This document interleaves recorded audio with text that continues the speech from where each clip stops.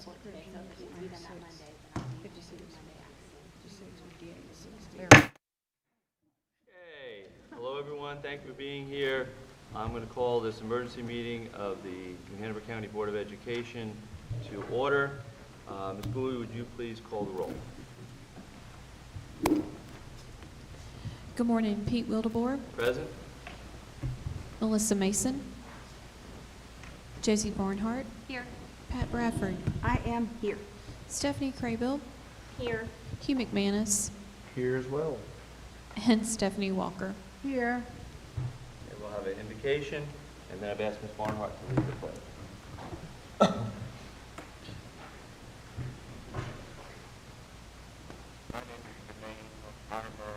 And I am the pastor of the St. Luke Church here in the great city of Wilmington. Let us pray.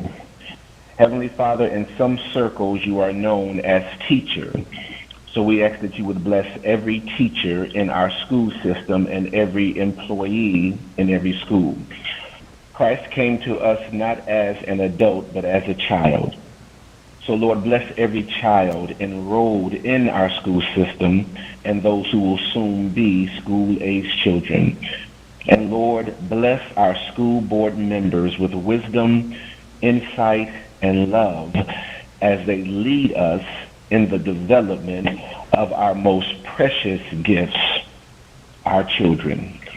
This we ask in the name of Christ. Amen. Allegiance to the flag of the United States of America and to the republic for which it stands, one nation, under God, indivisible, with liberty and justice for all. Thank you very much. First order of business is to approve the agenda. Is there a motion to approve the agenda? So moved. Second. There a motion and second. Any discussion? Not all in favor, please signify by saying aye. Aye. All opposed? That passes 6-0. We'll start with the budget resolution discussion. What I would like to do is have each board member spend, no more than 2 minutes, just, discussing it to begin with, and then we will get into a back and forth discussion. Ms. Craven? I would like to make a suggestion that we let them do the new presentation to us. Okay. And then ask questions. Okay. Because, I'm going to have the same questions I had on Tuesday Okay. without hearing the news. So I would just Okay. want to throw that out as a Okay. suggestion. That's not a problem. I agree. I'm going to say just a couple quick things, just to remind everybody, and then I'll turn it over to Ms. Sutton. Again, the purpose of today's meeting is to discuss and hopefully pass a budget. Please, board members, remember we can have no additions or deletions to our agenda. At the end of the meeting, there is a realization that someone's probably not going to be happy with the decision, whether that be the county commissioners or our faculty and staff. I'm going to say publicly that my loyalty is with our faculty and staff, and that's where my heart is, so that's where I'll be going after. But I also would be remiss if I didn't share that our current attorney and our future attorney both shared that Mr. McManus's suggestion the other day of a process that will have a further discussions with the county commissioners. Ms. Bowie did actually have the dates and shared them with me. She had reached out on April 17th and then again on May 14th to try to schedule a meeting. Those were both not agreed upon by the county commissioners. Please also remember that no matter what we do with the budget, there can be budget amendments in future to be able to further help our staff. But again, at this point, I'll turn it over to Ms. Sutton, and we can go for it.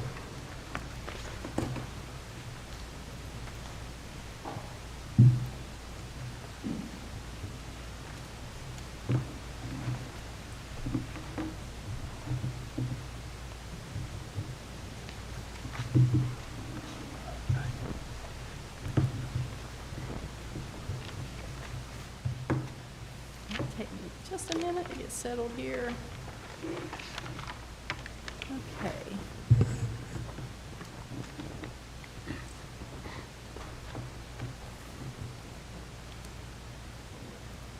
All right, so today what I would like to do is go through and cover the budget resolution. So you've had this document, but today I'd like to actually walk through how the document is laid out and be able to answer maybe any questions, formatting questions about that document as we go through. We'll share with the board the reductions by division, the month of operating expenses using 2024 expenditures. We'll share the budget priorities again that you guys have last week, I believe, shared with us. So that's the same information we went over Monday, but we'll have that on the slide to go through again, along with salary and benefit changes since 2020. And then Mr. Barnes is going to cover some position information that you guys asked about Monday. Okay, you should have at your table, and if you don't, please let me know, a copy of the presentation in case it's easier for you to see versus looking at the screen. And I just wanted to take a minute to walk through this resolution and just point out a couple of things.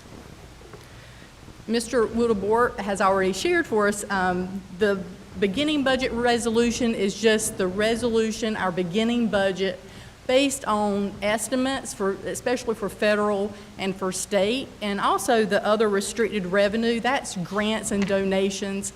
And so this is just a starting point for us.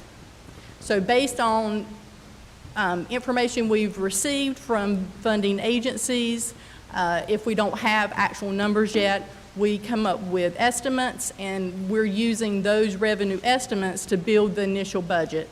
And then, of course, as additional revenue comes in, we bring that back to the board as budget amendments. If expenditures end up being higher or lower than anticipated with the budget, we bring back budget transfers. And so that's what happens during the year to adjust this beginning budget. Does that make sense? Okay. Yeah. So as you're looking at the budget resolution, you actually have in front of you a front and back one-sheeter. And this is the resolution for 2025. This is the draft budget we've been talking about. And of course, once again, we can make changes to this at the will of the board. But I also thought it might be helpful on the slide to compare the resolution, beginning resolution from last year to this year, just for informational purposes. And keep in mind, the revenue is based on estimates, and so there are going to be differences, especially with state and federal, because we may not have known all the revenue we were receiving at the beginning of last year. Just like this year, we won't know that until the state passes a budget, and then we adjust our budget accordingly. As you're looking at this document, you're going to notice that it's broken down into two sections. The first section covers expenditures, and those expenditures are broken down for you by purpose and purpose function. So for example, instructional services is a purpose, and then you see items listed under the purpose, and those are purpose functions. So that gives you a little bit more detail. So for example, as you can see on the screen, we have instructional services. And then the second line is regular instruction. And then the third line is special population instruction. So that's like EC services. So as you can see, it gives you a breakdown, more detail related to the different types of instructional services that we provide. And so on the PowerPoint slides, you can see that for both years. Of course, on your one-page handout, that's just showing for this year. And as you go across to the right, you see different columns. So in the second column, you see state public school funds. That's our state budget, so our state funding. And then the next column, local current expense. We often refer to that as local funds. The third column, federal grant funds. Next, other restricted revenue funds, like I had stated before, that's mostly grants, donation, restricted revenue that we receive outside of DPI. And then, of course, we've got a subtotal there, and then capital outlay. Enterprise fund is our child nutrition fund, and then the total budget. Today, we're going to focus on local current expense fund. That's the most flexible funding we receive. For the most part, state and federal, all the other different areas that we receive funding, when we receive those funds, we're told how to spend it. So really, the flexibility that we have is in local current expense. So that's what we'll focus on today.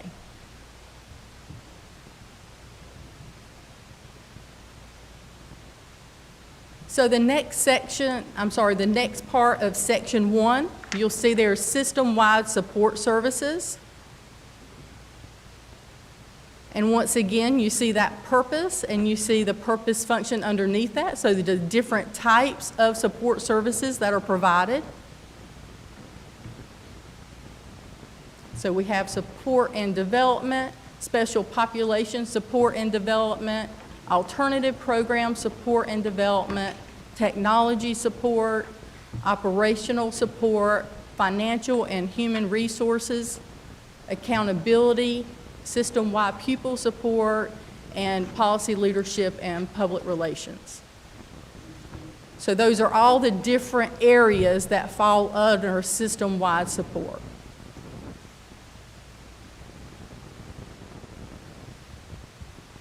And this is that same page. I couldn't get both years to fit on the same slide because it's so much information. So this slide is 2025, and the next slide is 2024.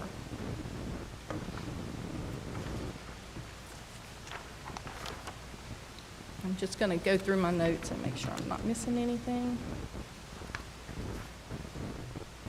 Okay, and then the next slide is 2025 for child nutrition, other program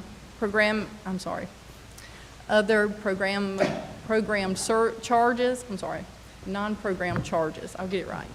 And as you see there's no changes when you compare 2025 to 2024.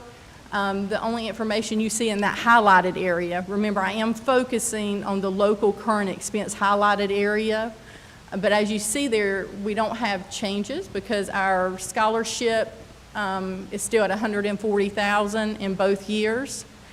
I do want to point out, I have excluded charter school payments from the totals on these two slides because it's not part of our operational budget. We are actually making payments to the charter schools, so I thought it would be helpful to pull that out. I do also want to point out on the 2024 slide,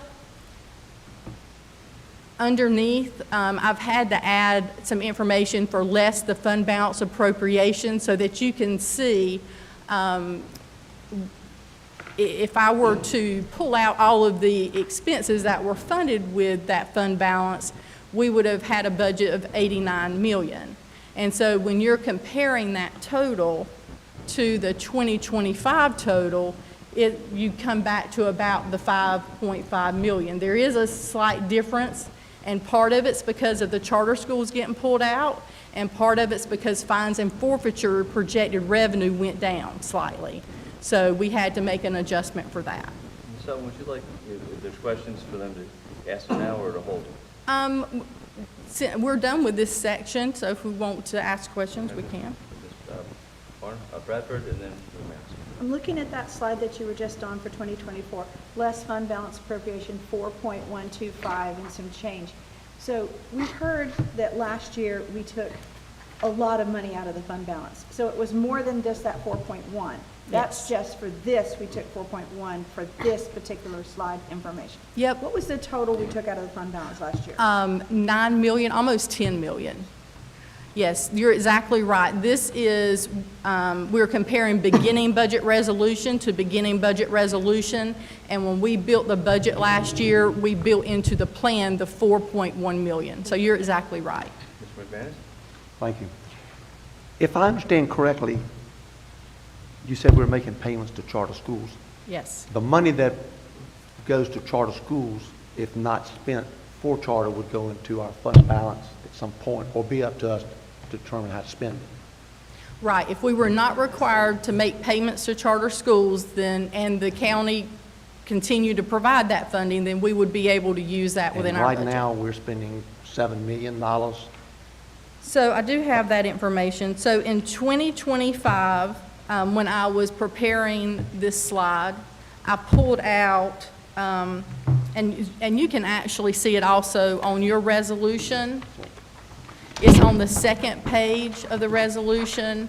It's in the local current expense column. It's the first number in that column, the 7.2 million. That's charter schools. And so that's the number that is in our budget for this year. We're anticipating the payments. And then for this current year, that number was $7,074,000 approximately. So, again, I think the public, very few, and maybe some of the news media have addressed this, but not like I wish they would. They need to understand that charter schools now, each year, it's changed. So the General Assembly has adjusted. If I understand correctly, depending on where you are socioeconomically, salary, et cetera, this year kids can receive up to $10,000 potential to use toward a charter school. Charter schools mean private schools, Christian schools, Well, virtual this payment schools. is- Let me finish, please. Virtual schools. Charter schools are not tested. Charter schools don't require certification of any kind for anybody. They don't take exceptional kids. They don't have exceptional teachers. They don't do athletics as a rule. They don't run buses. We are funding that. We're losing in some shape, form, or fashion $7 million. I just want the public to understand that doesn't help our budget at all. And these are schools that have zero accountability, zero, no state testing, no requirements. So if the public will understand, that's a lot of money where we are right now. And it's going to get worse. They've extended that. You can spend it for transportation. You can spend that for books. All a parent has to do, 30 days, they have to have a check. Yeah, so charter schools are required to submit an invoice to us, and then we have to make payment within 30 days of receiving the complete invoice. So if you're domiciled in New Hanover County, you can go to Raleigh to charter school every day, or you can go to Pender, or Columbus, or Brunswick. We pay for it. I just want the public to understand that there's some things that really aggravate our ability with our finances, and that's definitely one of them. Thank you. Thank you. Sorry. Yep. Barnhart? Well, it's my understanding charter schools are public schools, and the county is required to do funding for public schools. So I agree with you. We don't have jurisdiction over charter schools, sir. However, the county is required, if it's a public school, meaning you're not paying to go there, they're required to give funding. These kids are not in our school system. So this has always existed. This is not something that the county can get out of doing, because these kids are going to school, and the county commissioners are required to fund public schools. And I understand charters have different requirements that we don't get a say in, and happy to voice those concerns about different things. However, they're legally required to fund this. And I understand that, but Okay. as you also understand, that part of our discussion is constantly the state needs to fund the student populations much, much more than they do. And the state also requires us to pay that. I don't understand it. Again, it's amazing. And I just want the public to realize it's anyhow you cut it or dice it or slice it, it's costing $7 million that we could use. For the kids that are not Thank in you. our system. I'm sorry again. Mr. Craybill? So Ashley, would you just refresh my memory? Well, go back to the first page where instructional services and the things that are listed there. So we have gen ed instruction, regular instruction. Special pops is EC instruction, right? And associated things. Yes, And is alternative programs, is that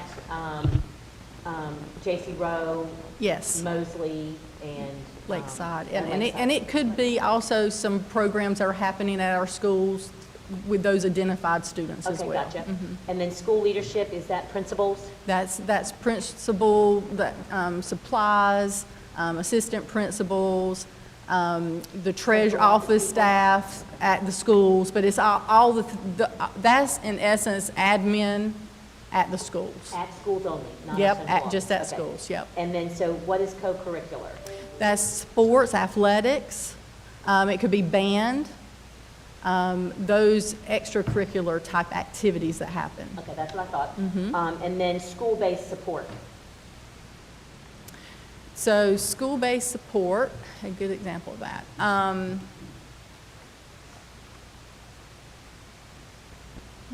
can't think, anybody help me with a good example of school-based support? Is that our, like, our data managers or? Okay, like counselors. Okay,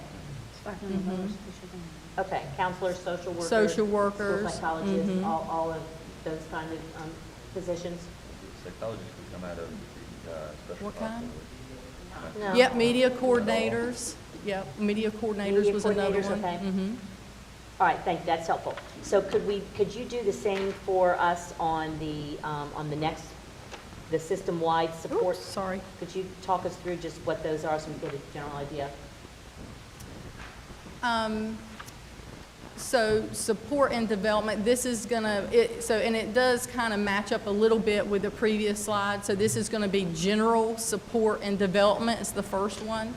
And then support and development for special populations is the next one. What does that mean? So support? that could be Julie Varnum's area, that could be EML, but at the central, so it's not necessarily all at the school. Okay, this is It more- could be more at the central office. Okay, thank you, that's helpful. Now, some of these could be at the schools, they could be housed at the school, but so here you're gonna kind of have a mix, but all of your central office will be here. Okay. But you may also have some school things Gotcha. mixed in, people that report to individuals Okay. at the school.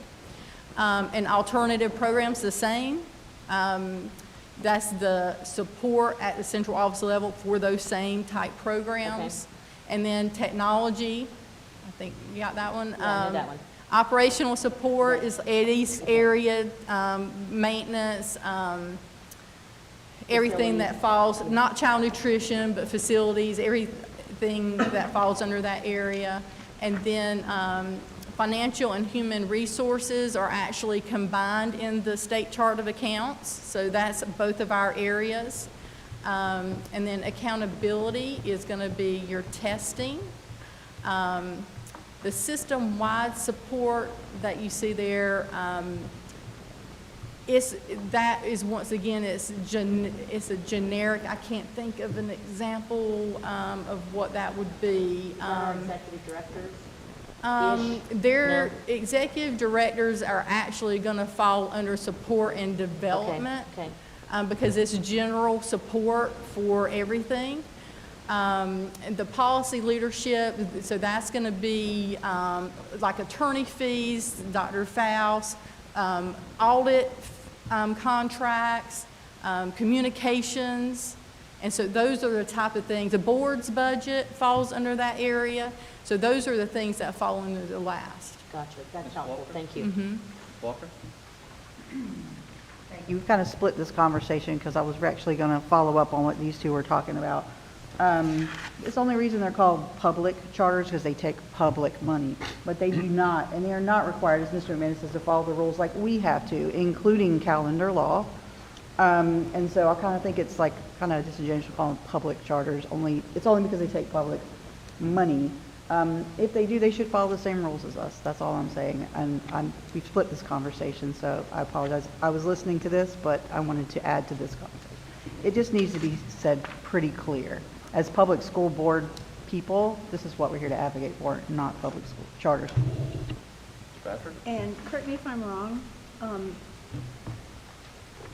charter virtual can be anywhere.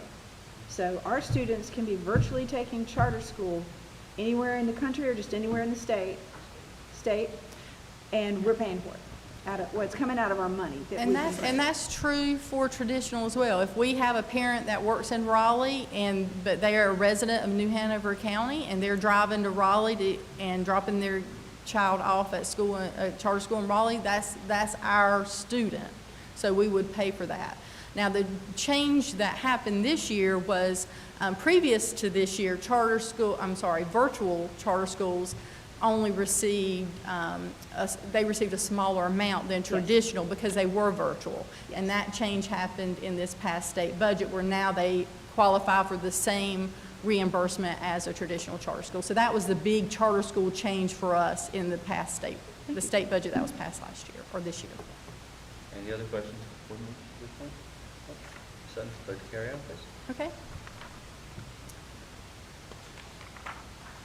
And here are the reductions by division. As you can see, in instruction accountability, it's 19.6%. Now, I do want to point out there that I did exclude the increase for curriculum, because otherwise it would look like there wasn't a decrease in that area, so I pulled that piece out. And then operations is 13, student support is 15.7, human resource area 15.9, financial and business 10.4, technology 9, communications and outreach 15.8. Now, I do want to just point out that, as you recall, we did a zero-based budget process this year. So each division started with zero, and they justified everything that they put back into the budget. And then each senior leadership person that's here with us, I guess, well, not everyone's here, but every senior leadership representative submitted to Dr. Faust their budget for this year.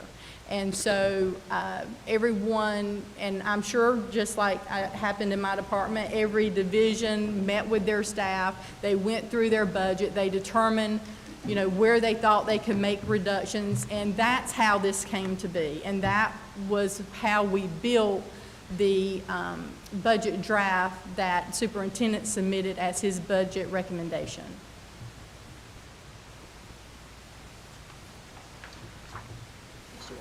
Yes, ma'am, Ms. Griffin. So is this, the reduction by division, is that people positions plus materials everything. and Yep. equipment and all that kind of, this is across the board? Okay. Yes. Any other questions? Mr. Walker? A comment. I think you just said each division reduced. Were they told to reduce by a particular amount?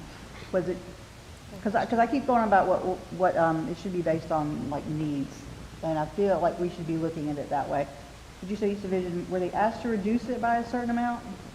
So originally, each division met within their areas, and they came up with a plan that they submitted. With that plan, we did not have a balanced budget. And so senior leadership team met together and said, we've got to do better. We've got to balance the budget. We can't bring it back to Dr. Faust if it's not balanced for him to review. And so we worked together and we looked at the percentages of revenue that was being used by each area. And then we tried to be as consistent as we could with the reductions in each area. Now, but I will repeat, each division leader is the one that was making the recommendations.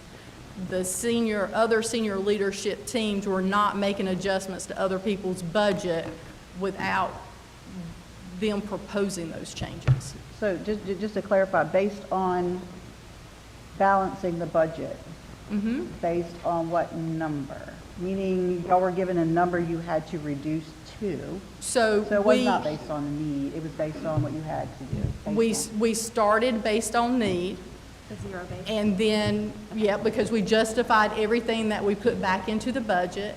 We put more into the budget than we had revenue for, so then we had to get back together as a team to go through that And that was and the have conversations. 22.8 million, that was the, right? Say that again?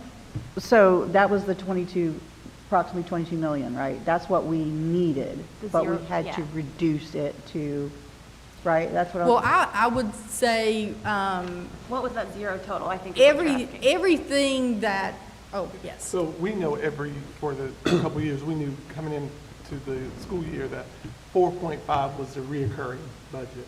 And so that's how we know what the number is. And so we'll say 4.5, and then if anything is extra, then you can add back in. But that's the number that we know is when I say 4.5 million is what the recurring amount is for us. Mr. Bradford? Ms. Barnhart? As you know, Ms. Sutton, I sent an email about technology. Looking at this reduction by division, piggyback on Ms. Walker, instruction and academic accountability cut 19.6%, technology 9%. So instructional and academic accountability is, almost 11% more, double what the cut was in technology. And I'm not picking on technology, but it was brought to our attention that there might be some savings that could be found in there. And I ask you, so is now a good time to talk to that? Yeah, no, that's good. So first, I Before you want to start. Ashley, can you say why technology is so low? Yes, happened so, last year? Yes. So one thing that the group considered when we were developing the budget was what were the reductions to these divisions over the past 2 years. And technology had had significant reductions over the past 2 years, so we felt like that needed to be considered as part of the budget. And so technology lost instructional technology facilitators. There were 6 of those positions. And area technical coordinators, there were 4 of those positions that they had lost over the past 2 years. And then also, remember, laptops were purchased with ESSER funds. And so now that that's gone, there isn't a budget for laptops at this point because we didn't have capital to be able to do that. So the laptops are not included, laptop replacements are not included in their budget. So the suggestion that we move to a lesser expensive piece of equipment is moot because we're not buying them in We this don't have a Is that budget correct? for it, Okay, yeah. thank you. Yeah. Thank you, Mr. Wildwer. My question kind of goes along the lines of what Ms. Mock was saying. When our staff came back with a zero-based budget that was not balanced, meaning we knew 4.5 was what we were getting, it was not balanced for that. What was that number that they came back with? So I came with my zero-based budget saying, this is what I would need. Do we know that number? And in addition, how much of that number was capital? Because if the came back ask of unbalanced was, I don't know what that number is, but I want to see how close we are to that. And I think that's what she was getting at. I do not have the number that we discussed in our meeting. Okay. That we needed to reduce to balance the budget. I don't have that It didn't information. include capital because those are separate. Yeah, I was going Okay. to say, now, capital was I just wanna what we make sure that that was still submitted needed. initially that came from the capital committee. That was that number. Right. So so when we went back and had the meeting to balance the budget, we didn't talk about capital. Our focus was on the operational side. Okay, because I think that's what my colleague was getting at, to see the difference of, because I understand that we were not balanced, knowing that at the time 4.5 was the balancing number. Now we know the commissioners have signed on 5.5.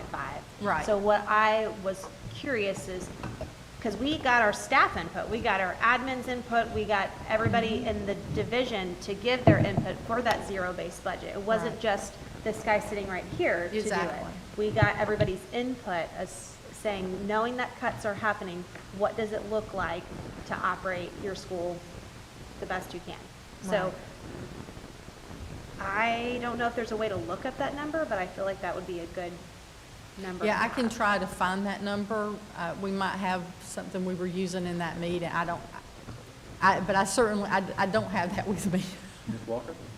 So I know in '22, that's the year I voted against the budget too. We were talking about our expenses, and we were told we could not use ESSER funds for reoccurring expenses. I know that year we had a robust discussion about whether we should start a one-to-one endeavor using reoccurring funds that we would not have after the ESSER funds ran out. So I just wanted to make that clear. The ESSER fund that we spent for one-to-one technology is a reoccurring expense, correct? As those need to be replaced. As they need to be replaced, okay.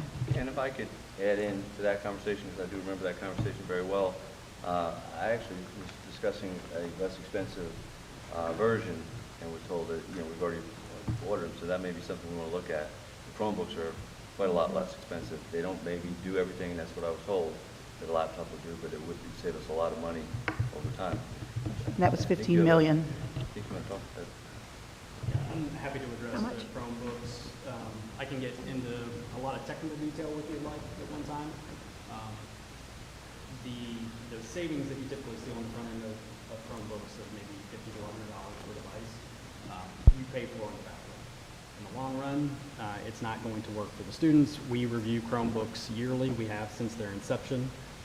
If you break down the numbers right now, I went yesterday and pulled everything from Google for the price of the Chromebooks at the moment. The very cheapest Chromebook that they recommend on their website is $219. With that device, it will absolutely not meet the needs of our students. So I would rule that out pretty quickly. If you get up to the point where you're comparable to the devices we have now, you are quickly getting to the $350 to $400 range. That does not include the cost of the individual license for Google for the students. So for us, right now, we are on what's called Google Foundations. So we're not paying Google for anything at the moment. If we go with the Chromebooks for the additional storage, additional licensing of that nature, we'd be at $5 per student. That comes out to about $125,000 per year right out the bat.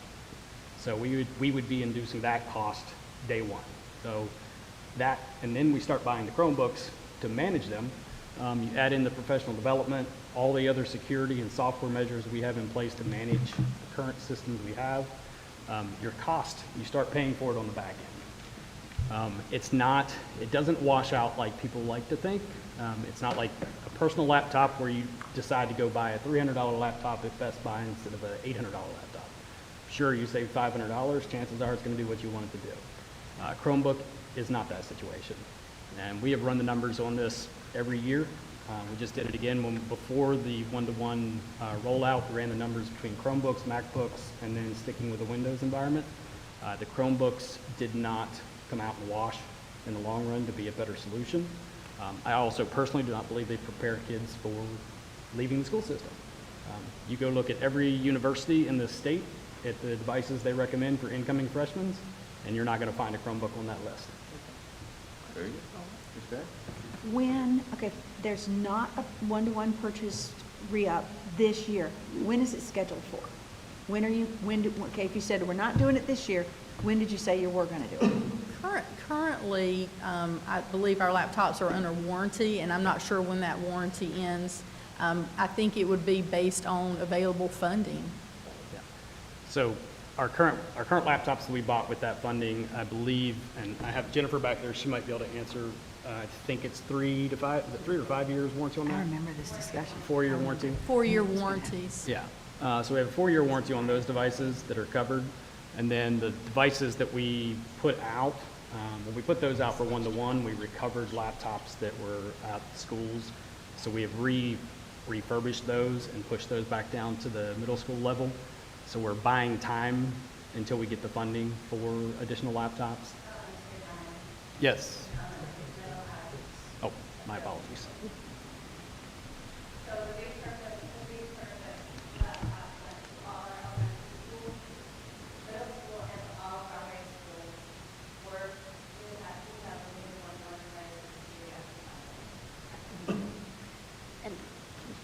Thank you, Mr. Chair. And that was also something that Ms. Brinson and I had discussed about. The federal dollars are not able to utilize a discount purchase of student devices. And so the federal government opened up a questionnaire I sent to her to give feedback, because if we're able to have the discounted rate that we currently are able to get with other products in the school system, with technology-wise, not able with a student, but that could allow an avenue to make them less expensive to us with still using the dollars that we have. So I know that's an upper level, it's not local funding, but that is something that is looked at as ways for us to save money. I will point out too, Jennifer and her team, especially on the laptop side, have done an amazing job working with our vendors to get the cost down on our student laptops that we're purchasing. So we have made some changes moving forward with the systems that we're getting quoted on, that those are closer to that $400 range where we would have been with Chromebooks anyway. So we are getting those prices down the best we can. We purchased the laptops that we felt were the best solution for the students at the time, especially that Microsoft had available for us. So since then, we always are working with our vendors to get prices and costs down. We know what works for the students and what works for our staff, and she and her team have done an amazing job getting that price down. Walker. I just have one last thing to add about this discussion. I hate to think that we did a rollout that we couldn't in the future afford to do with recurring money that went away. And I just wanted to state again, I advocated that that money went to our staff because I know the Secretary of Education actually put a letter out that says, you know, we're having an issue. COVID was hard on teachers. And the pushback was we can't use recurring funds for that. But I just want to go ahead and just reiterate that. And I hate the fact that we're going to have technology we might not be able to replace for future generations of kids. Who else? Nothing, Sutton, Mr. Chairman, please. And then I wanted to provide this information. This came up at our last meeting. The 2024 average monthly operating expense is $27.9 million monthly. And of course, if we have no changes to that budget, that number is going to increase for whatever the state raises are and the benefits associated with that. And of course, any inflation related to other expenses, that would increase. I just wanted to ask, and I think you said this at the last meeting, of that 27.9, what of that is salaries and benefits? And 81% of our expenditures, so I think that would be a pretty good estimate. More questions, Ms. Walker? Yeah. So this relates to the fund, because I think we had a discussion about fund balance and how we could cover our operating expenses should we need to. And we were looking for a percentage, but we couldn't quite get to it. Did we work out what 27.9 million is to our fund balance? Like, you know, what would we need in there to cover our operating expenses? Yeah, and we went back and forth on that a little bit. The number that I'm providing you is expenditures for state, local, and federal. And so I know we need to come back and talk about that fund balance policy if that's something the board still wants to do. We went back and forth. Did we want to just look at operating for local, or do we want to look at operating expenses for all three of those? And so as of this point, certainly not with me, I don't have that information, but I do have a document where I've started working on that, and I have a draft. We've just got kind of, the budget has taken priority, so I kind of put it to the side for now. So we really, I mean, just to be realistic, don't have money in our fund balance to cover operating expenses, should we need it? We do not. Okay, thank you. Any other questions? No? Sutton? All right, the next slide I wanted to share, as you've seen at the last meeting, these are the board's priorities. And so as you can see here, the EC teachers, 17 of those teachers would require a budget of $1.4 million, and that includes the average salary for those positions along with the average local supplement and the benefits that are associated with those positions. 12 AIG teachers would require a budget of $1.1 million. Once again, as you can see here, the AIG salaries, the local supplement, and then the benefits associated with those positions. Then the EC teacher assistants, salary and benefits associated. Remember, we reduced that number down to 11.85 to get to the number that we needed if we are to pull out the $2.3 million for attrition budget. And so that's your total there, is 40.85 positions at 3.2 million. Are there any other questions about that? Ms. Walker? Thank you for going over that. I guess I have a couple questions. First is about our EC staff. The positions that we're saving, 17, I said, does this ensure that we are serving our EC population who we are mandated to serve? Do we know the answer to that? I know you're a budget person, so you Yeah, probably I'm may going to not look know. for some help from Dr. Faust on that one, or? Yes, even with the budget, with the cuts, we have, we're serving them the list. Remember I sent you all the requirements that was on page, I think, 31 of the. Talking about state allotments. Yes, the allotments. It's We're not still adequate. But we're still above what the requirements are. So yes, and we have to serve them by law. If there's no budget in place, we still have to serve our EC I know that. I just don't students. think it's enough. So Oh, it is, we are serving them. well, I hope so. But second part of that question is the AIG. Does these positions include a high school AIG? I'm positions? not sure that I've identified, or we've identified as a group, unless Dr. Barnes I'd knows like the to answer. know. Like, of those 12 AIG, where those people would go, I'm not aware that we've made that to decision yet. Because I think, well, from my experience as a parent, how valuable they are in high school, that they have AIG support for college prep. Did you want to? If you, from what we have as a budget that's been provided, if you add the 12 back in, I think that reduction is only 2 or 3 overall AIG teachers, so we would have to recalculate and then decide where they go. When does that happen, and when will they know? Once we pass the budget. I mean, I think we should know before that. I mean, We can't, because we can't assign anyone to the Well, budget. we're talking about positions here, we're not Right. necessarily talking about, We can't assign them because we don't have a budget. So this is going into the next school year. And so with this, what we kept saying is that if we don't do anything, then we're over budget, so we have to balance. I the budget. understand that, So but that's why I'm, we can't- well, we're talking about positions too, because we were originally given 279 positions, and it was clear folks thought that was the number. And it was clear about positions. But then we're hearing all these things about folks are being told they're not going to. That's not, we've not told anyone from out in the schools. I understand the frustration, and from the meeting that I watched on Tuesday, what I've gathered is that's where the frustration is with my colleagues are too, is not knowing exactly where the cuts are coming from. And I feel the same frustration. So my question, and I know we kind of braced for it, right? A few months ago, we did a hiring freeze. We said, okay, we're going to try to not spend money so that we can save as many people as possible. And from that time, in a principal's meeting, it was worst case scenario, right? Saying that there was potentially 280 positions that we are not going to have.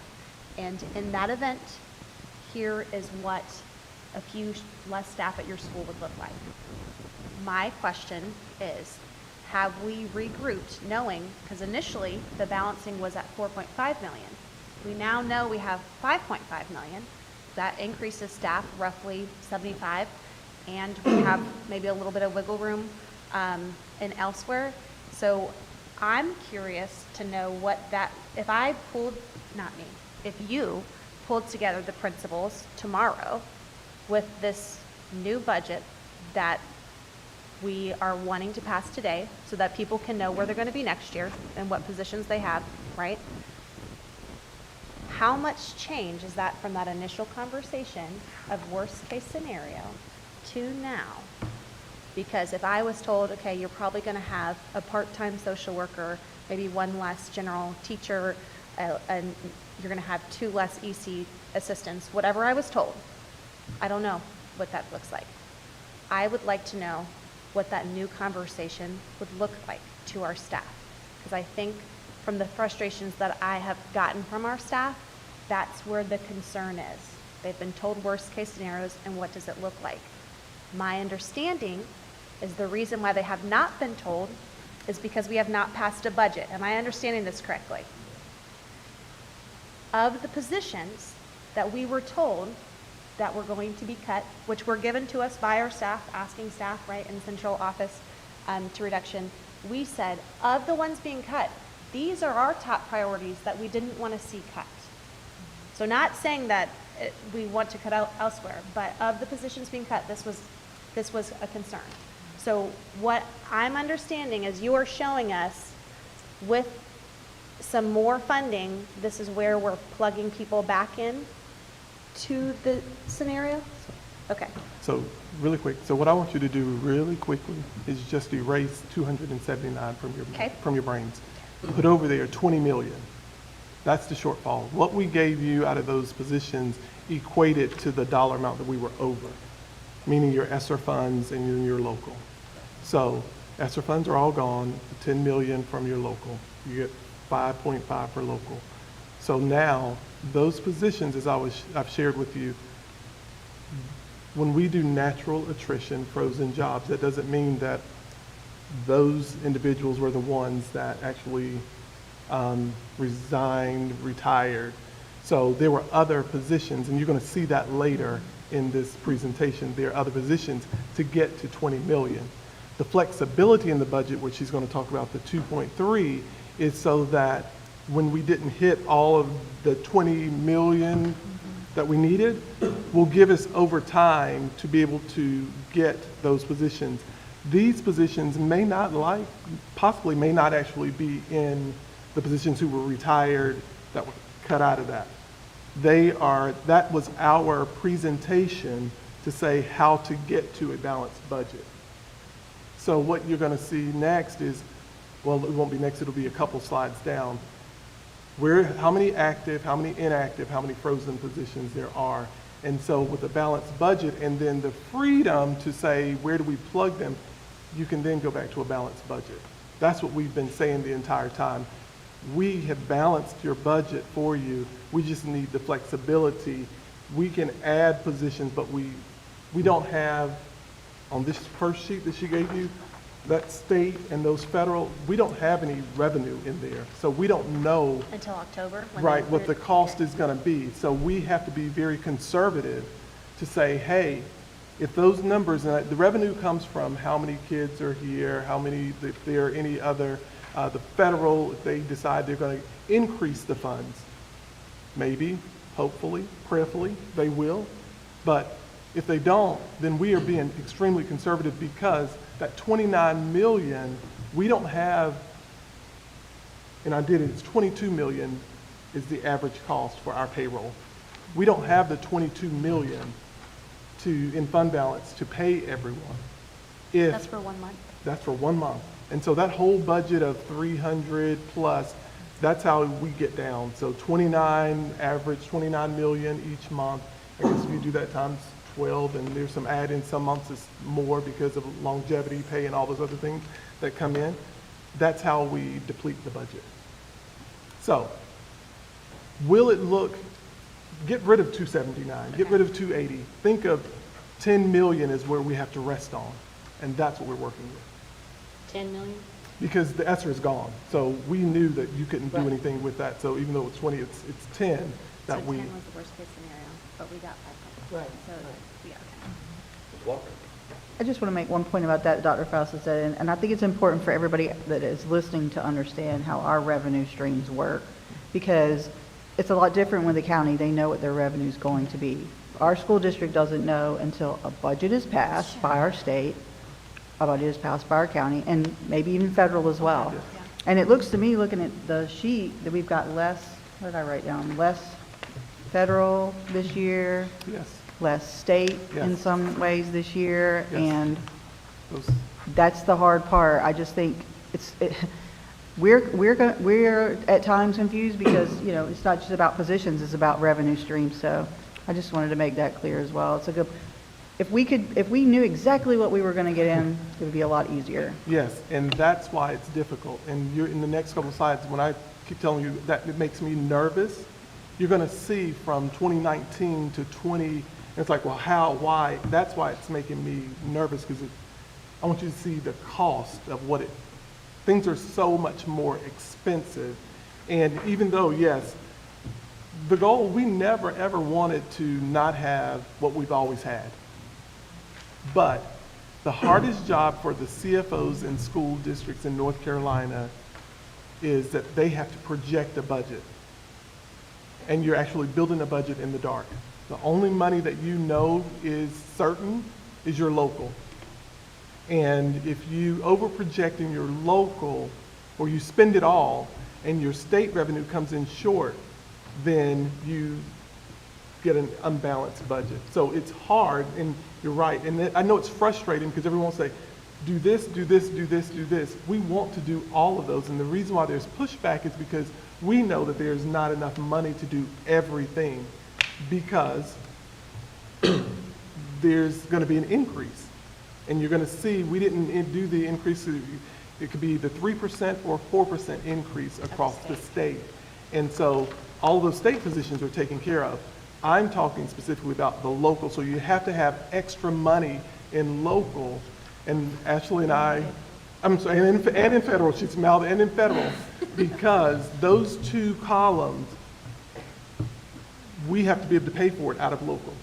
And so when the budget, the General Assembly, you have your House budget that says one thing, you have your Senate budget that says another, and then, of course, you have your governors, but then it comes down to the House and the Senate.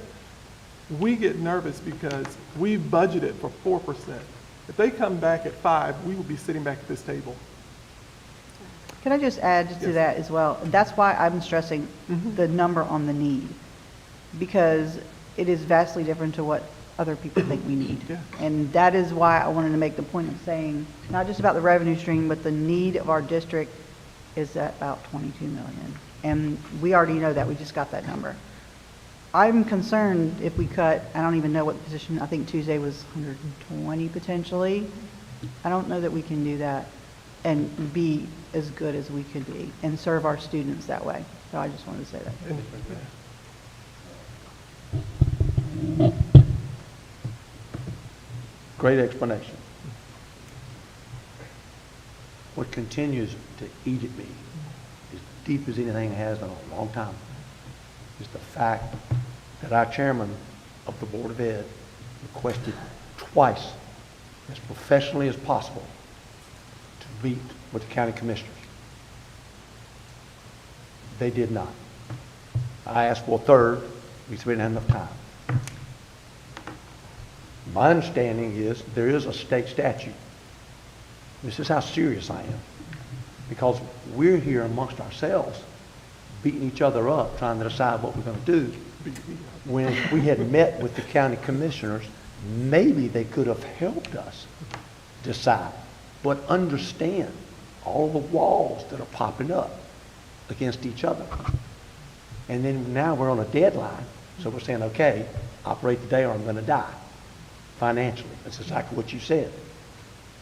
My understanding again is there's a statute that allows the Board of Education to sue the commissioners for a lack of dealing with us, meeting with us.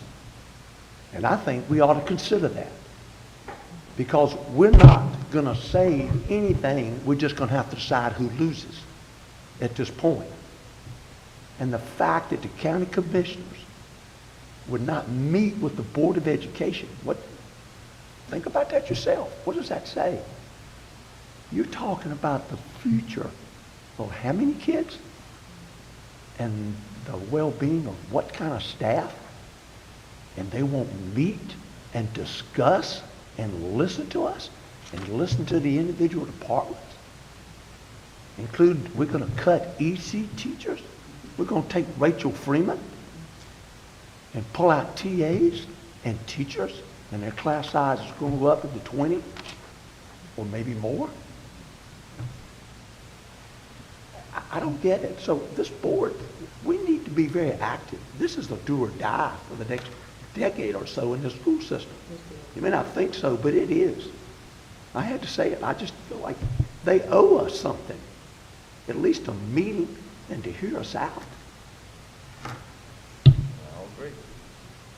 I mean, I appreciate your passion. I agree. I think when I first came onto this board, there was something called breakfast, and I was never on the rotation to go, and they've kind of dropped off. So I think that's something that we should do and continuously do, because having a continual open dialogue, not just a month before budget due, not just 2 months before budget due, of what's going on and how we're advocating, because we have received a lot of funding. I remember going to a conference with you, and you said people didn't want to come talk to us because New Hanover County got so much in their state budget. We got Spark NC Lab, we got the APSI, we got a whole bunch of stuff that is great going on in our district. We got the advanced teacher roles. There's a lot of good things going on, and to share with that, the advocacy that we are doing for our students and sharing that with county. So I'm not in disagreement to meet with them. I agree. It is angry and probably words you're not allowed to say on the dais that come to mind. However, listening to what he just said, 22 million is the monthly payroll. So if we don't meet and pass the budget by June 30th, that means we cannot pay our people in the school district. I can't, in good faith, do that to the people who are showing up and say, hey, P.S., in the summertime, when you probably have vacation plans with your family, you probably have your kids going to go on summer camps and do different things, say, I can't give you a paycheck next month. I cannot in good faith do that. And I understand the frustration and anger, but at what cost to our staff to tell them that we can't give them a paycheck next month if we don't pass this within 3 days? I can't in good faith do that. And I understand the heart and I respect the heart of what you're saying. But at the same time, at what cost to our staff? Well, first, I would not consider doing anything and not supporting our ability to pay whatsoever. But that's a separate issue. We can do that. It's all. I still feel this board should come together and request another meeting with the county commissioners, since they defiantly. I didn't go to them. The chairman of the board went twice. They didn't want to meet and said they would, if I remember correctly. And they did not. Now, who's accountable? You going to let them slide? We going to be back here again next year? We need to be heard. They need professionally to listen to us. I said I agree with you. We agree. I was saying I Well, can't but do you that at the cost threw of in the one part of- about Because that's what's going to we're not happen going to if meet the we payroll. don't pass this budget. That was not part of what I was trying to say at all. I agree, but that's tangled in here, and so respectfully, Well, you tangled it, I didn't. And I'm trying to make sure that it's part you- of the process. Yeah, well, Yeah, I just wanted to, and again, I'm not, a lawyer, but it is my understanding that we do not have the right to sue our county commissioners for not meeting with us. And we do not have the right to sue our county commissioners for operating expenses that we think that we need. I think that we have the opportunity to sue them, if we chose, about capital things, like if one of our buildings was falling into the ocean and we needed a new one. Capital would be different, and I do believe that the county commissioners made a note of that during their meeting, that yes, if you have operating expenses, capital expenses, then and that your fund balance can't handle, then we'll be there for you. But I think that all of us had the opportunity to talk with our county commissioners individually, and not having a meeting, not certain how that would have really went, when we're all sitting around here, debating. But I agree with you. We didn't get the money we asked for. Dad didn't give us the allowance that we wanted, and but now we have to make those choices. And I'm of the opinion that I'm waiting to hear the rest of the presentation, so that we can clearly understand. It's not just an across the board, like this school's losing 10 people, this school's losing. They're going to talk to us, I think, when I glance through here, about my school may have to lose 5 people because my enrollment is such that I don't have enough students in the classroom. So I'm in agreement that we're feeling heartache that we didn't get the money, and I'm sad that we weren't able to be more persuasive, that we needed that, or to ask for like I said before yesterday's meeting or Tuesday's, a loan, like a one lump sum instead of recurring. We didn't go that route, and so here we are. So I am not in favor of trying to have another meeting between now and June 30th, because June 30th is Sunday. And that's, Friday is the last business day. So we don't have time for another meeting. We can always start meeting with them right afterwards and say, thank you for the money, but, we're struggling. So I just need to go on record that I'm not in favor of pursuing any legal, and we did miss the opportunity to do the 7-day, mediation thing, if that had worked. But Mr. Credo could probably say, they've already submitted their budget to the state. So we can't say, hey, could you just pull that back in? I guess we could, but it ain't gonna go anywhere. And I'm going to actually ask Mr. Vogel, he's on the call, if you can just remind us of the process for that. I know we're past the date on that, but there's several steps. I think there's a meeting, a mandatory meeting would be the first step, which is something, as Ms. Crable just said, we can still ask for that, it's just not mandatory. But Mr. Vogel, would you go through those steps just so everyone is clear, please? Yes, Mr. Chairman, happy to. At the board's last budget meeting, which was last Tuesday, June 18th, At your request, Mr. Chair, I advised the board in open session of the statutory process and procedure for resolution of a dispute between a Board of Education and the county commissioners with respect to appropriations. At that time, I informed the board that the statute provides that the first step in trying to resolve a dispute would be a request by the Board of Education to the county commissioners for a joint meeting. And that joint meeting must occur within 7 days after the county commission has made its decision on school board appropriations. The county commission made its decision the day before, which was June 17th, and I advised the board that the board had until June 24th, therefore, to hold the meeting with the county commission. And as I recall, Mr. Chair, you asked whether anyone had a motion to have that meeting or to make a request for that meeting pursuant to the statute, and there was no motion made. And instead, the board made a decision last Tuesday, June 18th, to not invoke the statutory process for resolving the dispute with the county commission, and instead decided to hold a budget meeting this week on Tuesday, which would be beyond the 7 days that you had to have the joint meeting with the county commission. So the board decided not to use the statutory procedures to resolve a dispute with the county commission. The other steps, if we had, would have been a mediation, a joint meeting, then a mediation, and then, the possible suit. Is that correct? A joint meeting, and if that doesn't resolve the dispute, then a mediation, and if that doesn't resolve the dispute, then there's a calculation regarding requested funds, and there's only a lawsuit option regarding capital outlay. Only capital. Okay, so you were correct. Very good. All right, thank you for clearing that up, Ms. Bradford. You're welcome. Everybody's given their opinion, and so I don't want to be left out at this point. Today is the furthest amount of information I feel like we've gotten. Unfortunately, we're in the 11th hour. We should have had this information months ago, and we might not be in the spot that we're in. I've been asking. Yesterday, I asked for a copy of the county's line item budget, and I got it hand-delivered today.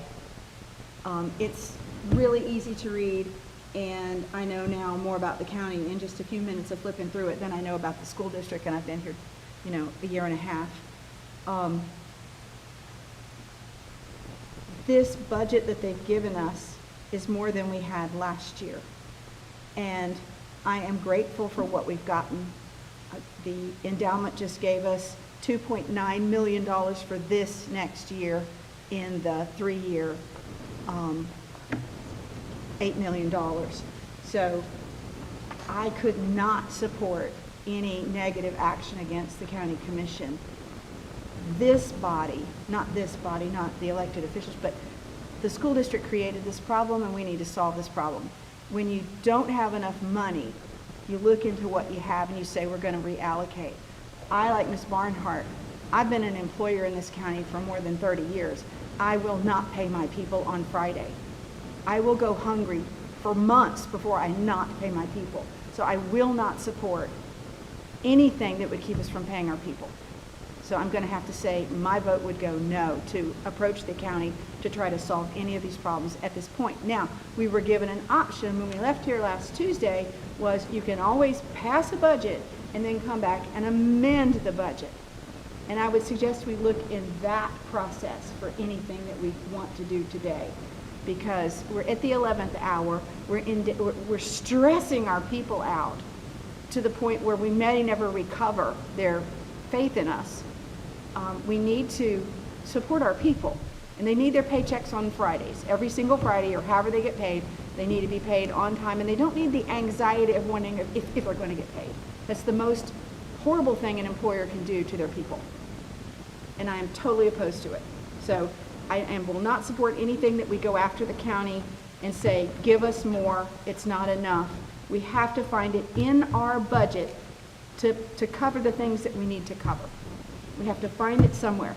We just picked up another $2.9 million last night That's supposed to cover, the things it's supposed to cover, you know, is literacy, and the 2 teachers for pre-K and the 2 teacher assistants for pre-K. So that's just a tiny bit of money. We'd already allocated for those pre-Ks.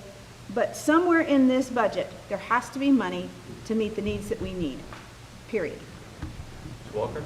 So there are a lot of things I do agree with you, Brad, on, and it's the only thing I would probably slightly disagree on just this year. I feel like a lot of the things that have happened in our area with the growth we've had includes the cost of everything going up, which means our budgets are naturally going to go up. And I think the state holds a lot of responsibility here. I know their state allotment is not adequate for what our public schools need. So I don't want to just be us be the people that are getting blamed with where we are. I think the state could do a lot more. And I just want to go ahead and say that, because if we're basing our decisions on state allotments, it's not good enough. So I just wanted to add that in, but I do not disagree with a lot of what she just said.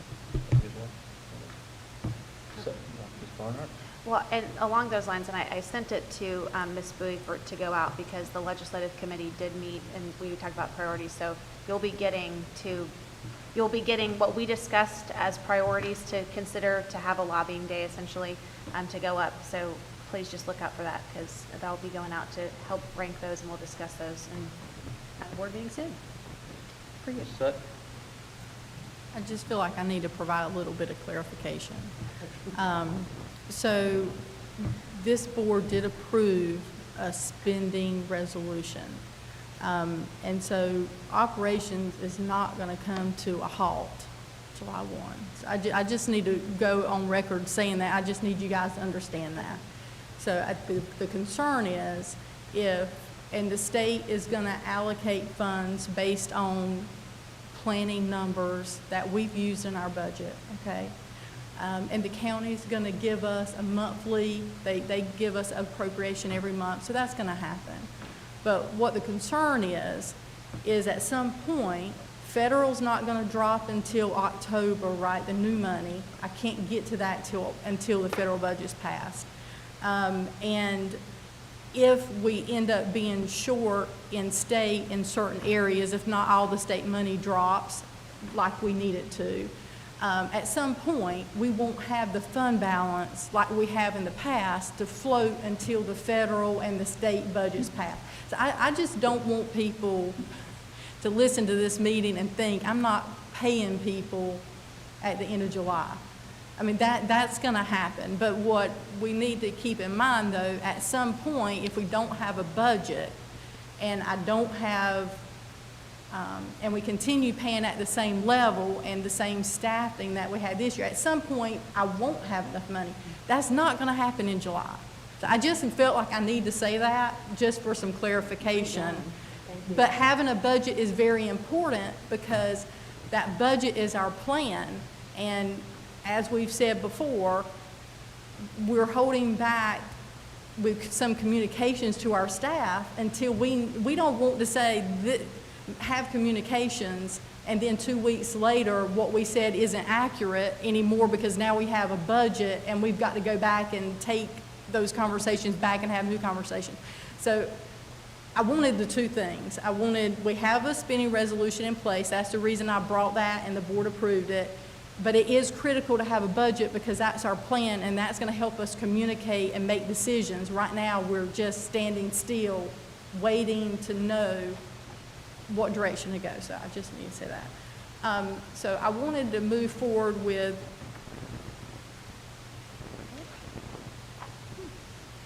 it was working fine a few minutes ago. Can you change that slide for me? I'm not sure why.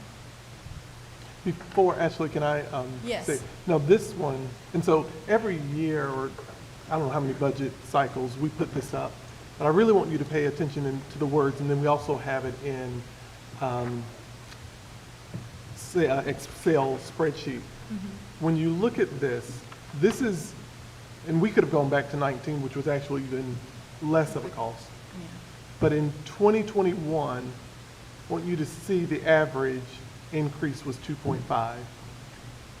Then it was 21.68% that we were paying. So those are the things that the district pays for. And then the insurance went up, let's say $20. That was in 20, so, and then you look at, is that the right year?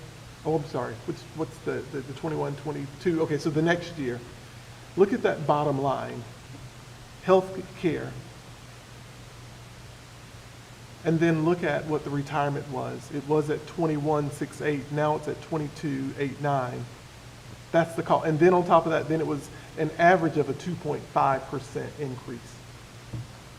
That's what you're talking about, how expensive it's getting. And that was in 22. And so if you'll hit the slide, and I know this is you, but I just wanted to walk them through.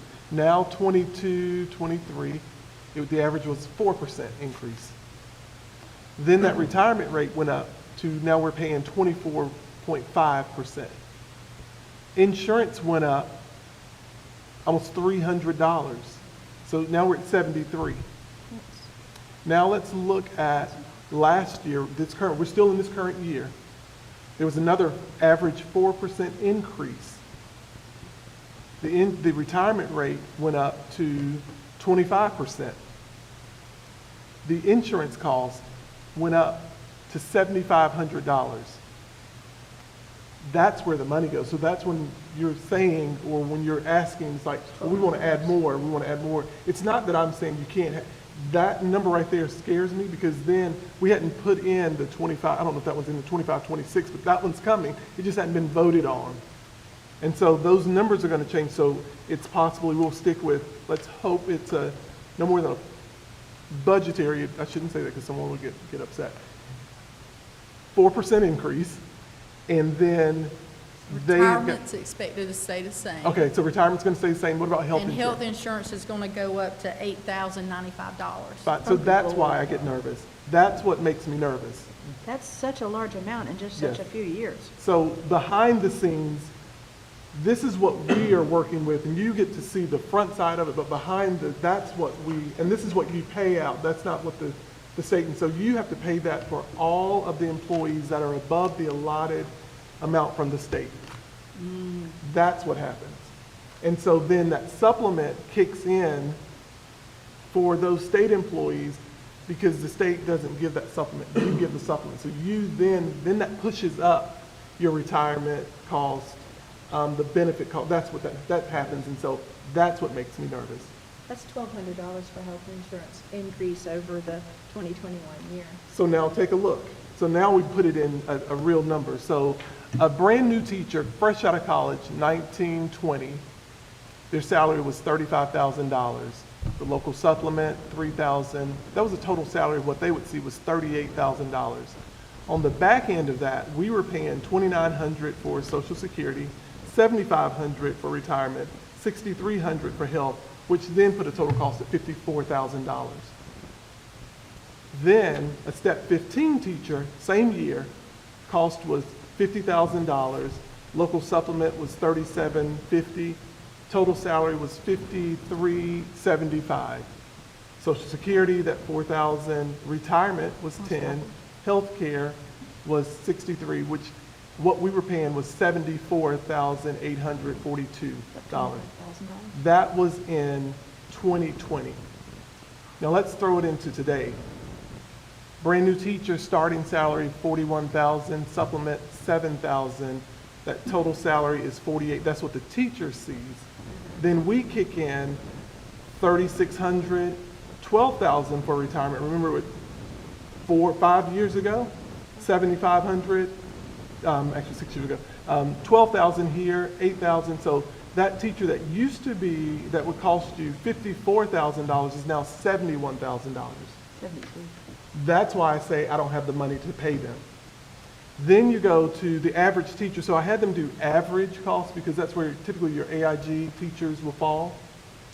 53, local is $9,000. Total salary for that teacher is $62,000. And remember, these are average salaries.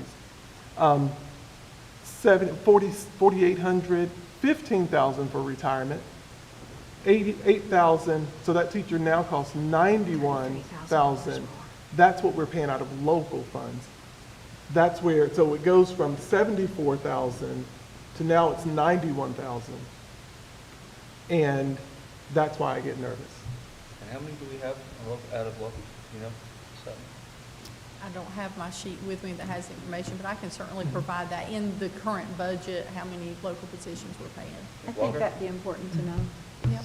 So when I got on the board in 2020, that's when the supplements were announced, and I think they're great because teachers deserve it. But the county commissioners were part of this discussion as well. Oh. And they had to understand that if we did that, money was going to come out of our fund balance. So I mean, we can say it's decisions we've made too, but they were a part of that decision as well. I just want to note that, and it shouldn't be a surprise, is what I'm saying. Well, at the same time, you can extrapolate this to the county level. They're seeing these same increases, are they not? Or is it just because this is local for us? Say that On the question. county, well, Cost if for these people retirement were and stuff just like that. county staff, they're seeing a higher increase in Social Security, retirement, and health as well. So the state employees.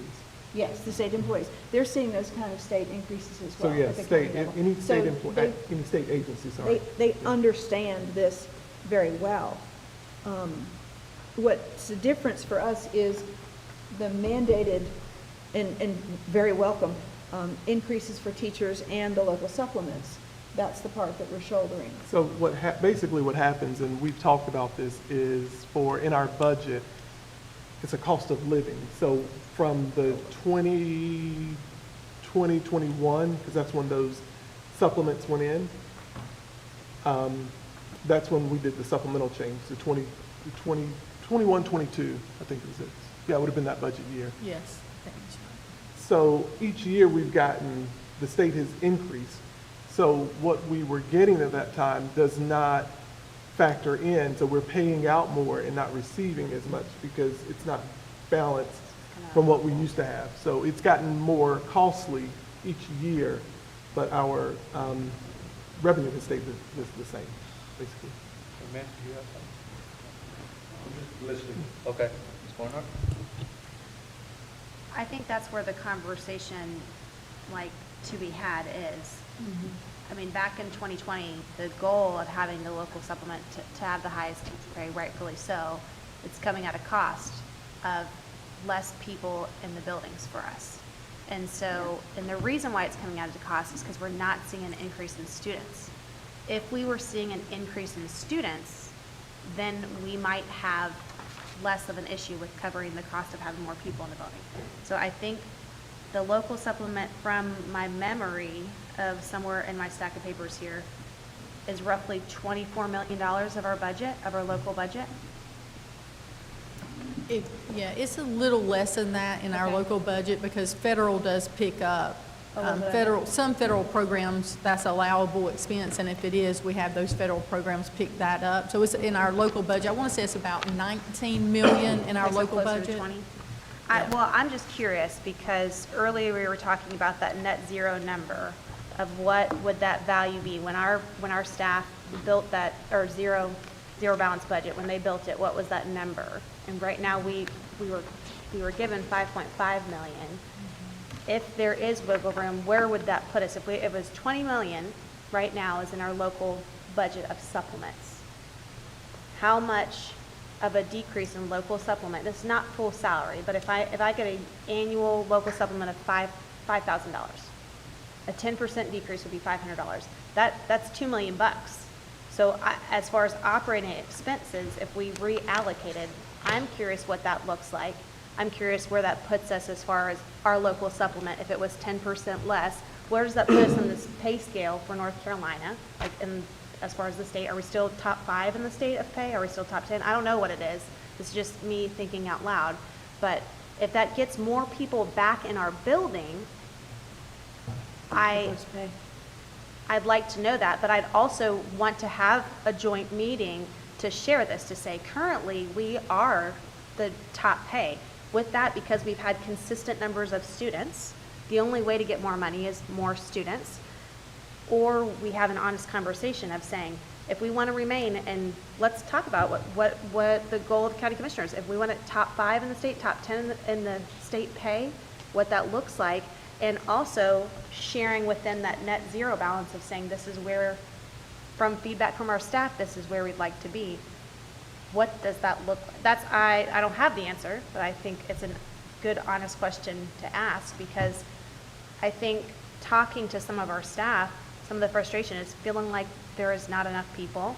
And I know some have left to go to other counties and taken a pay cut because they felt like they would rather have an extra hand support of being a co-teacher versus, or whatever it looks like. So I think that's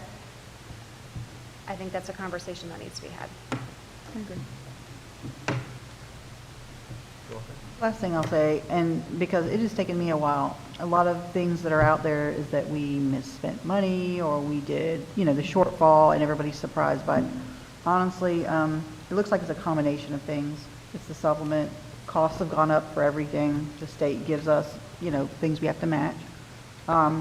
Less students, that hurts our numbers. And then the charter, private school vouchers. All of that combined is what's causing all this issue. It's not as simple as saying the school board did this, that, or the other. I just think it is a combination of a lot. And I've read things that, some folks have written, elected folks, that it's the school board that just misspent things. And it is not that simple at all.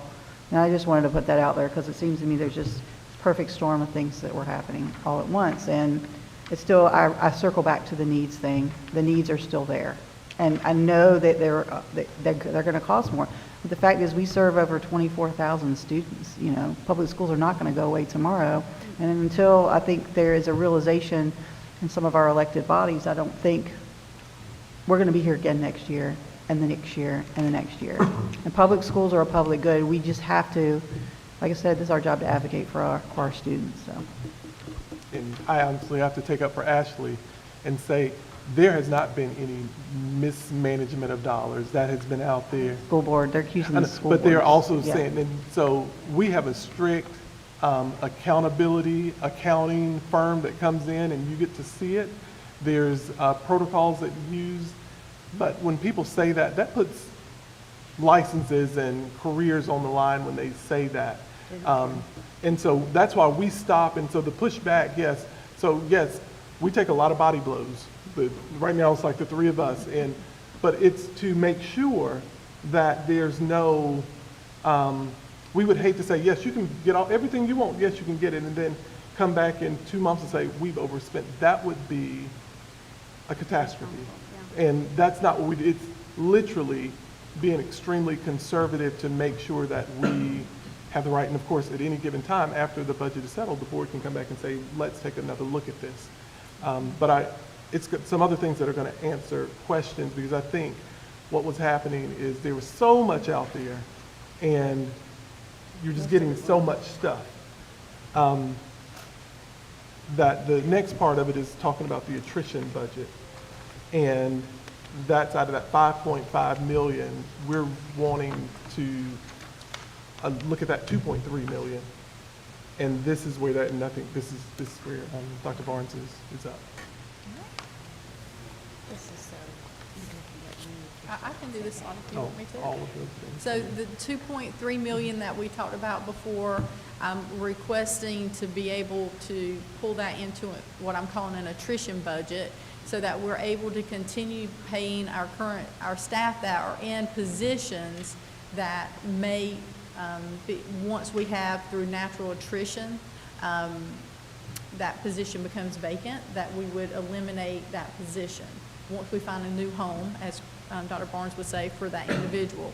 And then this funding would also help us to be able to hold those employees harmless. We want to be able, if we are moving someone and the only place that we have to move them into is a lower level position than they're currently in, we would like to hold them harmless to their current pay for a year. And this budget would also allow us to do that. And I'm going to shift over to Dr. Barnes. Just a couple things. One is salary. I remind people that I don't think it's changed. That the retirement system is your 4 highest consecutive years. And so if they lose any bit of their salary, then they got to start over again, basically, with 4 years of a pay raise. Enough to make up for it. But what I'd like to say, we're tired. Here we go. My favorite saying, we don't play well when we're tired, taking in hours. What is the single, if I heard you correctly, you need the board to approve, and I'll let you say it again, so that you can start dealing with the personnel arena to ensure that we can pay. So somebody say that to us, and let's vote on it.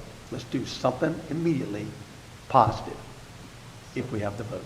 Ashley can tell you that. I'm going to repeat some of the conversations that we had last time. So what we have provided to you is the resolution that we went over to begin with. I would, if the board wants to include your priorities, which I'm assuming you would, if you could vote to adjust the resolution to include those priorities, and then also to include the 2.3 million for the budget appropriate, the attrition budget that we just spoke of. Can I ask a point of clarification? Go ahead, clarification. When you said that a person retires, resigns, and their position becomes open, then we would eliminate that position. But that's not across the board. You would only eliminate the position that if we didn't need, not say didn't need, 'cause we need them all, but we wouldn't just go, okay, Stephanie's leaving, I'm a mechanic, and so we're cutting that position. So you're not making those I think I understand that, but I just want it to be said out loud. So it can't be essential. Right. And it would not be off of your priority list. Okay. So it would have to be, and so there are positions on that next page. That we're going to talk about. Yeah, Okay. versus active versus frozen, so, I just want a clarification on that. We're We not can just clear- going to we cross can the clear board and up say, some- we have a Why don't we go vacancy, so ahead that and- position's going away. If you could hold the thought, just let him Yeah. speak, and then I'll go back to you for a motion. And I'm more than happy to put this in a board update to you guys separately if that's easier. But one thing, Ms. Walker, I think that it's funny you said perfect storm. It's exactly the way I described it as well. Also, the ESSER funding sunset is also part of that cliff. Huge. Right. But I was like, it's funny because I used the exact same example with principals. So what I wanted to talk about a little bit, I realized on Tuesday I gave you guys a lot of information, but I didn't really go heavy on context. So I wanted to go back and make sure I explained some of the stuff we talked about on Tuesday. Can you hit the next slide, please, Anita? So when you look at position control, I'm going to start at the bottom of this slide. I know you can't see it as well. But vacancies are about positions, not about people. Now, for us, it's very hard to separate the personnel from the personal, okay? But in this way, what we're talking about is position control, which is the types of positions that we have. Now, we have 3 types, and one of the types is new. We normally deal with active positions and inactive positions. So an active position is either has an employee in it currently who's retiring or resigning, or it needs to have somebody in it and it's vacant at the beginning of school. So an active position is at the beginning of school, day 1, they all want to have a person in it. You always want your active number to be 0. Inactive are positions that are vacant and were eliminated because they're not included in the draft budget for next year. And then we have a new category that I like to call frozen, because those are positions we're waiting for the budget, we're waiting for enrollment, we're waiting for the money to come in from the federal government to determine whether those positions should be reactivated or completely inactivated. So as we're going through this, I want you to remember sort of those 3 definitions. So the first slide, these are active positions. Now, some of these have a person in them right now, but that person either is slated to resign or retire. So I went through, and the HR team went through and analyzed every position that we have. Now, when you look at our vacancy board, you won't see all 98 of these positions because some of them we know will be filled internally, shifting one person from one place to another within our district. And so we're not going to post that externally because we have available people to fill those. The next slide is frozen positions, and these are positions I'm holding on right now, or we're holding on until we make a final determination what's going to happen with the budget. And some of those are going to be eliminated, and some of those are going to be reactivated based on the formulas we use to allot employees to schools. And then the last one are inactive, and these are positions over the last 6 months that we've retired These positions aren't included in the budget draft for next year. Now, I know when you look at this, you're going to say, well, wait a second, but we wanted those EC teachers back and things like that. Sometimes positions get inactivated and a new position comes in. Sometimes, sorry if that's me. Sometimes if an EC teacher is a separate setting SDA teacher or a resource teacher, sometimes the job changes a little. So don't get caught up in exactly what those are. But those are positions that we're trying to bring to a close. So if you go back to our active sheet real quick for me, please. Back to. Oh, maybe I can do it. Look at that. Okay. These are our current active positions. When you look at how many staffing people we have that are awaiting positions. So we talked Tuesday about we have a certain number of people that we're waiting for to be able to put into spaces. We have about 30 certified people that we have awaiting homes. We've got about 63 and a half classified positions that need to be shifted. So one thing I don't want you to get caught up in is when we have 98 positions open, we have about 98 people that are waiting for jobs. Are we finished? You can't really say that because sometimes these jobs, if you look here, are very specialized. EC, CTE, secondary, music, and sometimes the people that we have that are certified or classified or waiting don't always fit into those licensure areas. So I hope that gives you a little bit of understanding of sort of where we are and where we want to go. Thank you. Okay, I'll go back to Ms. Welch, Ms. Crable, then Ms. McMahon. Ms. Crable? Oh, I'm sorry. On page 17, the frozen positions, what is a specialist 12-month? That is a sort of a catch-all position. It covers a lot of things. Like sometimes, there was one specialist in HR. There was a specialist, that's a central office code number. Okay. So it could be in any department? It means a lot of different things. It's Okay. not department-specific, no. Okay. Other questions before Mr. McMahon makes a motion? Thank you, everybody. Thanks, sir. Mr. McManus? Are we done with the presentation? Here we are. Did we talk about the inactives? Yeah, we did. Sorry, I was taking notes. Do you have a question about that? Why don't you- No, I'm good. Okay. Mr. McManus? Oh, that's where I wrote my notes, okay.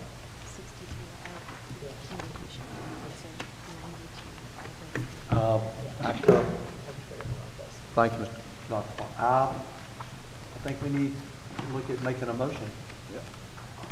As much as I don't want to support the lack of resources, as I said earlier, and I think Ms. Bradford may not have heard me, the last thing I want to do is not be able to make payroll by any stretch. I think anybody could do that. So I feel like I'm kind of compelled to give them there's no way in the world we're going to make this work. They're the ones who got all the numbers the moment something happens, 24 hours from now, whatever. So I feel like we need to support them to at least ensure that they can deal with what they can at this moment. So we've got to do something. We've met how many times and we've done nothing. So make a motion to adopt the budget? Well, I'd ask them how they would like it worded based upon their needs. So I guess, Ms. Sutton, We have a resolution, that nutrition budget. you talked about freeing up the Oh, freedom this to is the resolution, it's not words, it's the page numbers. coin it. First, I'm assuming we want to include the board priorities in the resolution.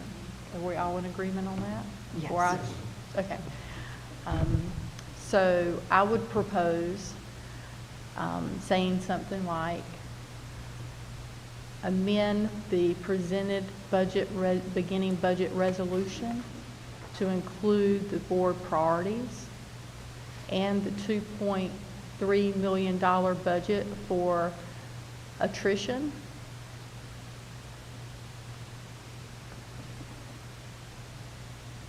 Dr. Faust, should anything else you think needs to be added to that motion to do what we need to do?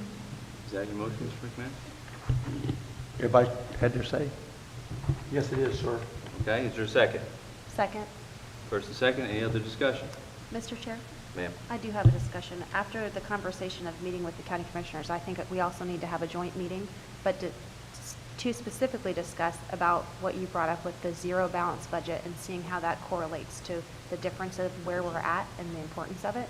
So I think in addition to adopting this, Ms. Bradford had mentioned that there's a potential to have a budget amendment, but I think that we can come back together and see the difference that our staff brought to us of where the baseline desire is to be, and to have that open conversation with them. So I'm in favor of moving forward with this, but also to understand that we need to come together. And I will make a promise to you, between Ms. Bowie and I, we will call and attempt to get that. We're only after the conversation, but I will promise you that in the days to come, not weeks to come, but the days to come, I will reach out to them and continue to try to get those meetings scheduled. Can Ms. Sutton repeat what she said? I wrote it down. Did you? Can you repeat it? Ms. Walker, would you read it? I and then- believe what Ms. Sutton said, and I have a question or a follow-up ahead. to Ms. Barnes. To amend the current budget resolution to include, beginning budget resolution to include board priorities and the $2.3 million budget for attrition. Is that clear? You had a question? Go ahead, please. I guess I would just want to clarify what Ms. Barnes was saying, is that we get to come back as a board, looking at this budget and looking basically where we can keep trimming. Is that what I'm hearing? That's what I'd like to do. That's, okay, so I'm on board with that. All right, we have a motion and second. Ms. Craybill?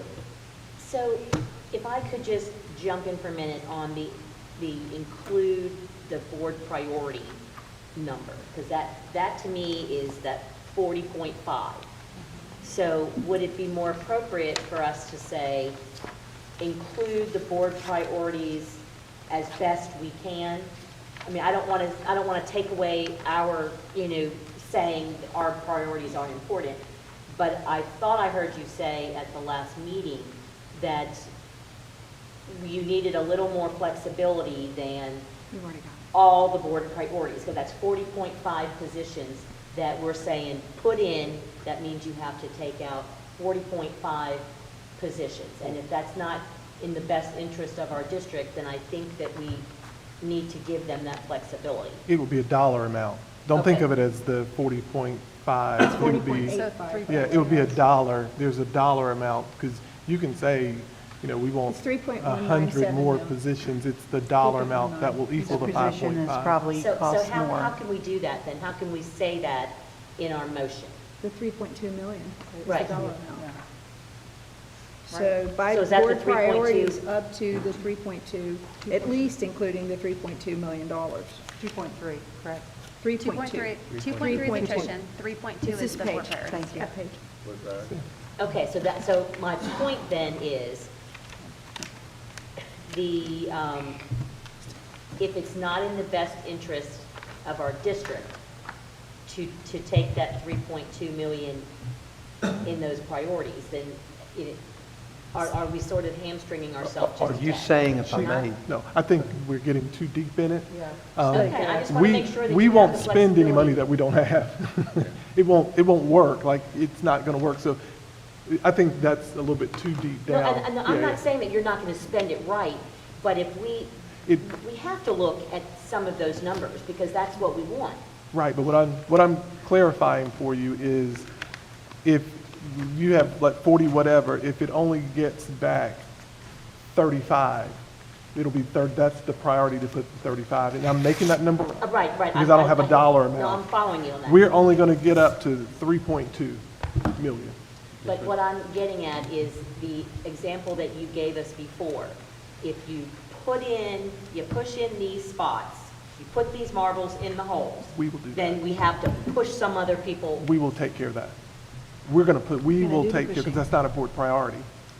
Because you're just saying you want feedback from our staff prior to. No, I'm trusting you guys to do it the same. I just don't want this board to come back and say, we told you we wanted 17, and now you're going to have to move, You're voting on the 25. 3.2 million. Okay.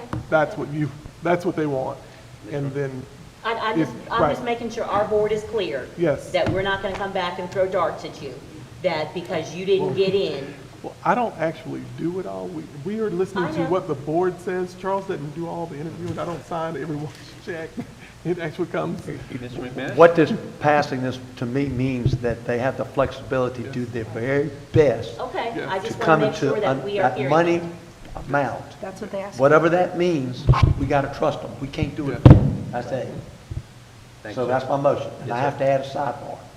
I don't ever remember putting marbles in a hole. I thought you knocked them out of the circle when I played. Took the marble.